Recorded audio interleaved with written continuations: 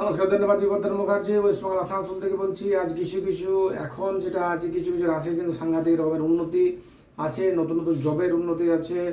হ্যাঁ, যেটা আছে আপনার কাজেরও প্রমোশন আছে, নতুন কাজ ভালো আছে। কিছু কিছু যেটা আছে রাশির আছে সাংঘাতিক সময় কিন্তু খারাপ চলছে। নানা রকমের কোনো হয়তো কিছুই করেনি কিন্তু নানা রকমের বদনাম হয়ে যাচ্ছে, নানা রকমের জব যেটা আছে চলে যাবে।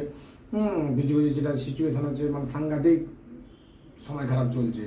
সুতরাং যেটা আছে আপনার মেষ, বৃষ, মিথুন, আপনার কর্কট, তুলা, ধনু, এই রাশি কিন্তু খুব ভালো।